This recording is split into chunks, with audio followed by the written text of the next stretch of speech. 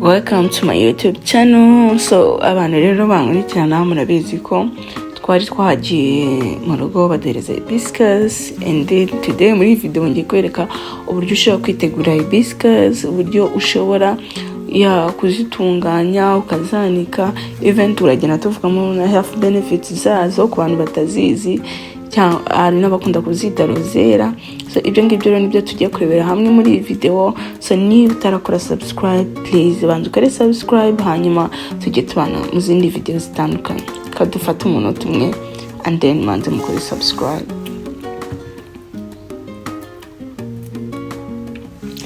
So nizere ko rero maze gukora subscribe. So hano nari kubereka rero uko batunganya izi hibiscus, and then wekurikira video step by step ndajya ngenda mbabwira everything in this video.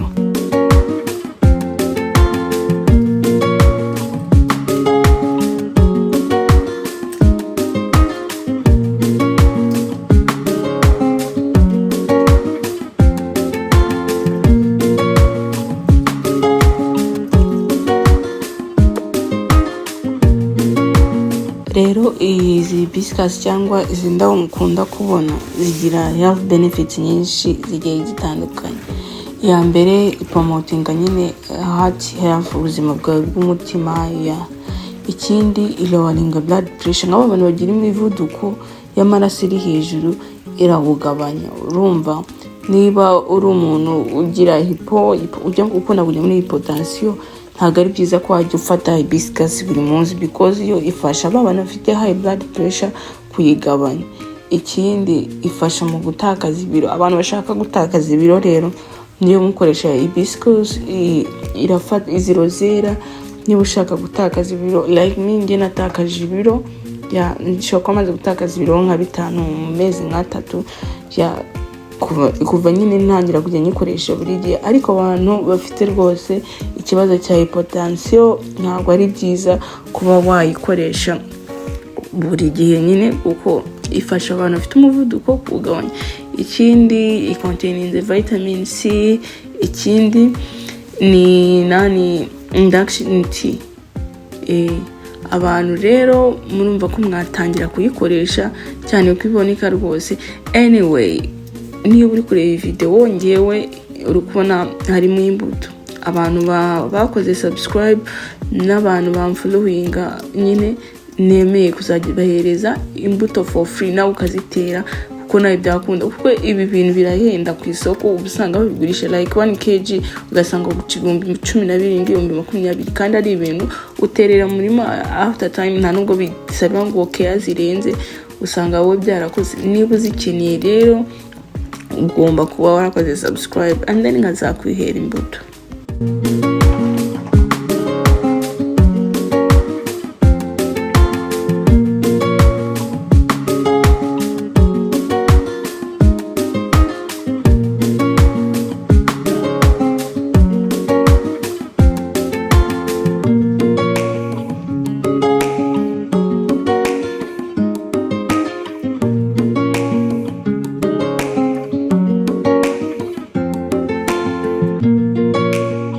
Izi nizo mbuto nababwiraga rero ngiye kuzanika, n'abantu bazikeneye rwose mukore subscribe nzaziba. Hano rero nabanje kuyiteka, mbanze ndakanywa kari karyoshye kandi kahumuraga neza kuko kari fresh.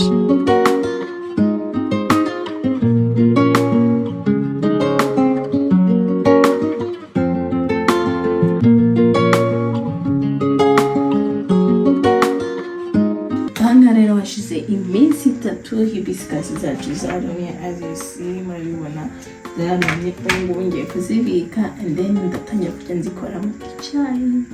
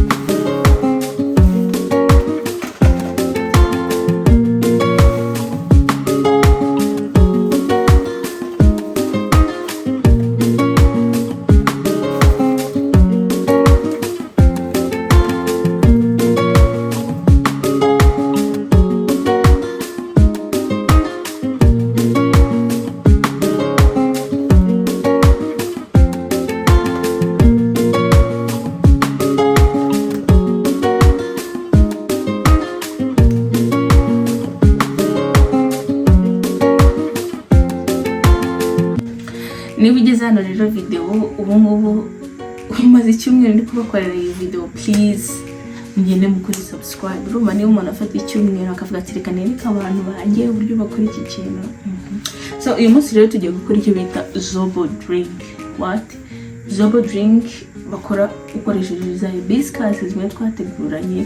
Ubu tugiye kuzikoramo energy drink nziza imeze neza igufasha kuruhuka byose. Icyo turi bukenere za hibiscus, inanasi, cloves ndetse na cinnamon. So muze rero twihute tujye muri video mbereke uburyo bayitegura.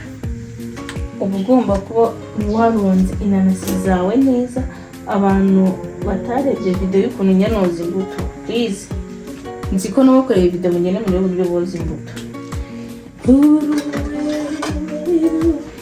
So tugiye gutangirira ku nanasi.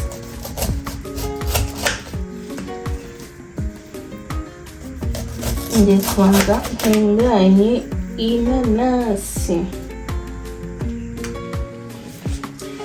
Urazihata nk'ibisanzwe, gusanga inanasi zawe. Njye rwose iyo ndi guhata inanasi ndayibazura, ntimwumve. Don't blame me, sisi. Kumva ndayibazura rwose. Murabizi ngiye akenshi ibishishwa by'inanasi ngiye kuri njye simenya mbijugunye. N'iki kinyobwa rero ibishishwa ubu nibyo ndi gushaka, ndaza kubereka. Iki cyuma noneho ntabwo gityaye. Ndaza kubereka ibyo inanasi turi buyikoreshe.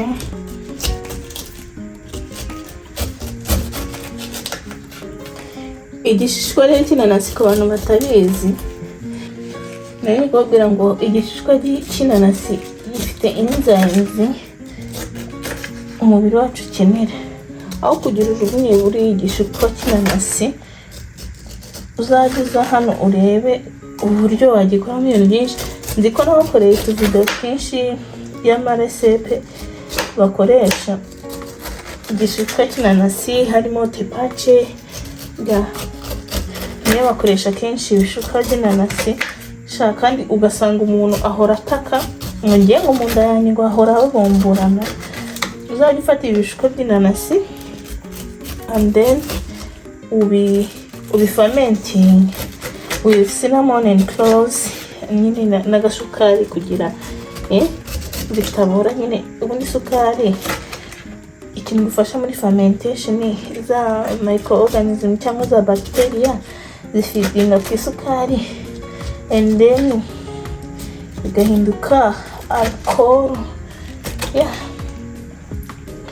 Nuko fermentation iba buriya abantu batabizi. Finally hano inanasi turaza kubikoresha nyuma, ariko icyo twashakaga ngibi ni ibishishwa. None ngiye kwita mfata izi hibiscus nzironge and then muri kubona ko ntabwo nakoresheje, hari izindi nari mfite ntabwo nakoresheje za zindi nshyashya zanjye. Izanjye ndaza kuzishyiramo nyuma, ariko izi nizo nari mfite. You see, ntabwo mba zizeye kuko nizo ku isoko zo ntabwo ziba zisa neza nk'izanjye. Murabona izanjye zo ziba zisa neza kuko ninjye wazikoreye, ninjye wazitunganyirije, bitandukanye na zirabagurisha. Rero izi ngizi aho kugira nzijugunye kandi zirahenda, nagiye kuzigura igihe najyaga kuzigura ikigo banciye ibihumbi 15 hagati ya 17 na 15 niko zaguraga. And then ndababwira ngo mukore subscribe ndabahereza imbuto namwe mwiterere. Ati ngo naye umva urazoza nyine neza ukazibona. Iyo mbabwiye ngo mukore subscribe murabibona. We are done to wash this zobo and then tugiye kwifata tubishyire mu mazi tubitogoze. Aya niyo mazi nateguye ndi bukoreshe. Ngiye gushyiramo, let me first add my zobo. This is zobo leaves and then ndibishyiremo n'ibishishwa by'inanasi.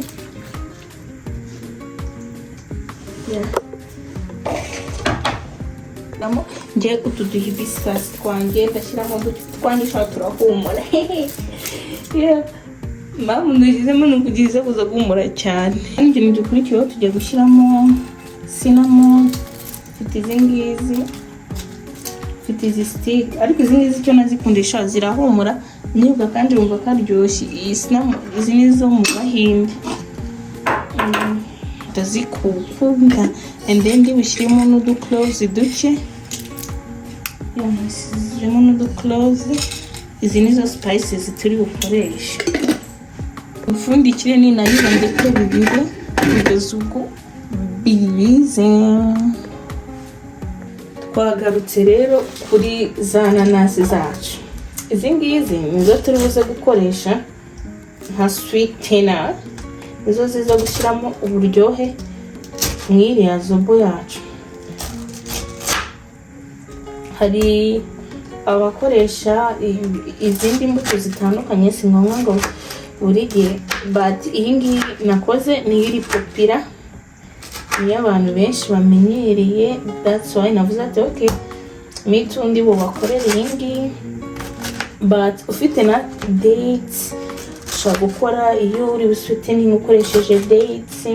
Ushobora gushyiramo watermelon, ushobora gushyiramo apples with pome. Nka kuri twasizemo spices, ushobora no kongeramo pome hamwe n'amaronji. Ndakeka nabyo bikora.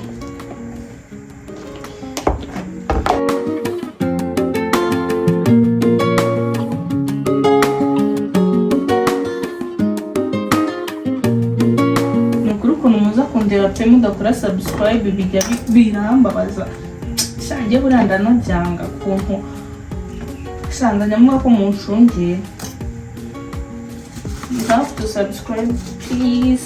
Hanyuma at least nanjye bikampera courage zo spending amafaranga ngo kwigisha abantu, and then nyine ukabona abantu kwigisha they don't care. Kandi shaka n'ikintu ndanabashagikire gusa imbuto zo nzazihereza nakoze subscribe kuri YouTube channel yanjye. So izi nizo nanasi nkuyemo ngiye kuziblending and then dukuremo juice. So it's time to blend. Mwanya gukuramo juice. Sinzi igikoresho niba ufite blender uyikoreshe, niba ufite juice uyikoreshe. Icyo mfana no gukuramo iyi nanasi.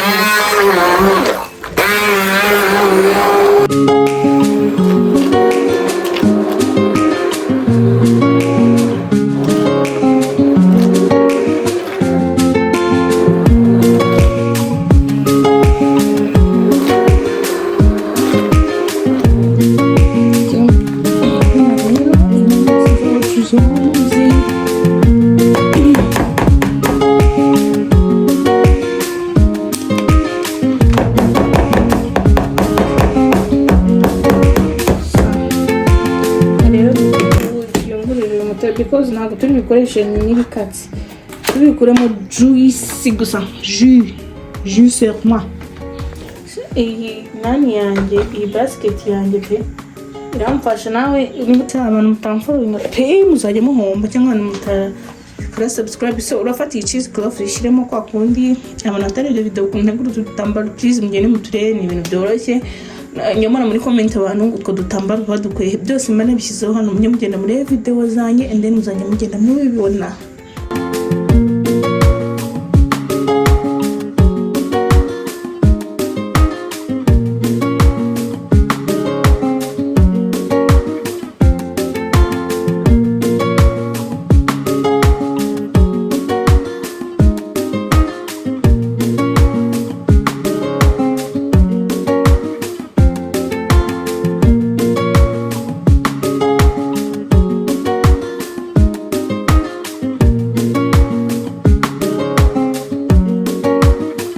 Gushyiramo tangawizi, ngiye gushyiramo tangawizi muri bya bindi twatetse.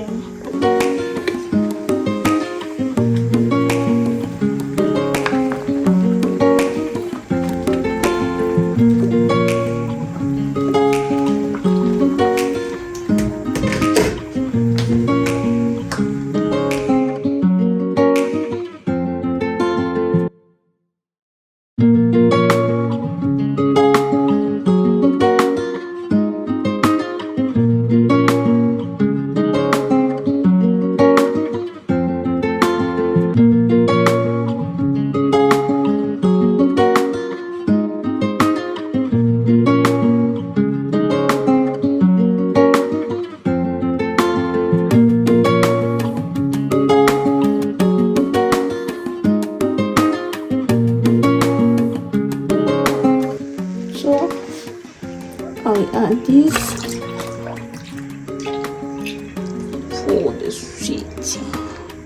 See, this is my soda.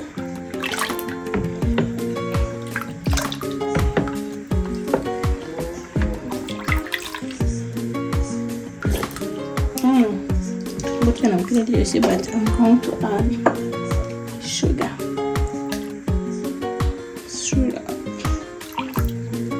Ngirango kuryoha. Gutegereza ko ihora bati nabundi bishyiramo njya kwishyira mu tujage. Kuyishyira mu tujage. Nakungu rero kwishyira hano mu tujage.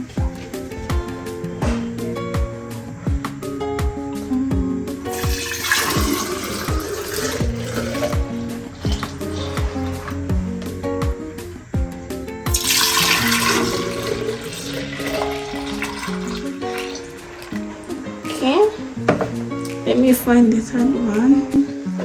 I'm gonna cause nyinshi because abantu nshaka kuyiha bakayitestinga. Yeah, like this.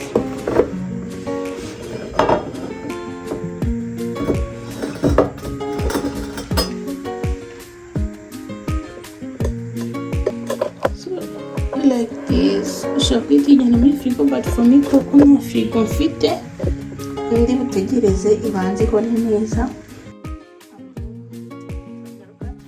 Tuyishyira muri frigo ku bantu bafite frigo, but because me I don't have one, niyo mpamvu babwira ngo mukore subscribe tugure frigo tugiye dukora n'andi ma recipes menshi agiye atandukanye.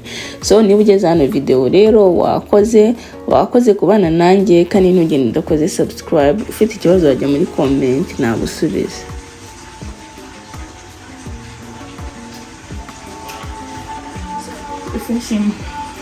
So niba wakunze iyi video rero ujye usubscribinge kugira izindi video zitazagucikamo. Cheers.